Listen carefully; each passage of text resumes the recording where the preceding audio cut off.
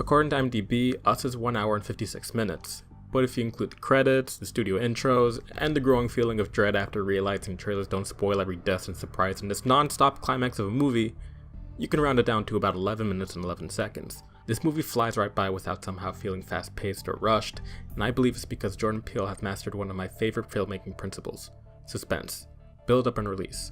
Now I thought I had a general idea of how this technique is used. It seems simple in practice and in theory.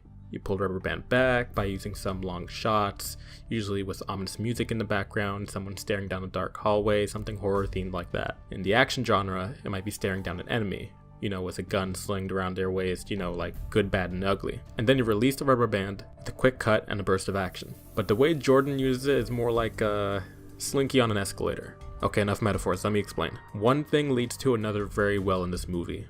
There aren't any moments where something just happens and ends just as quickly.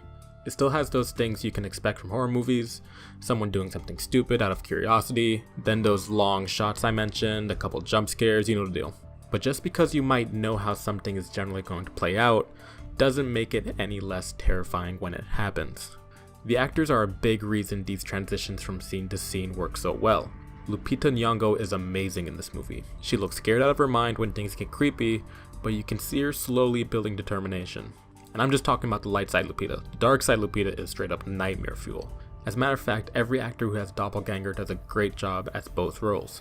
I'm almost convinced Jordan wants to make as many people do that single tier creepy face as possible. With that said, I think Jordan is riding the line between a formula and a style. There are a couple shots like the staring teardrop and plot elements that are similar to Get Out, but there's enough creativity to make up for it. And yes, you will still get those world star moments if you're watching in a packed theater.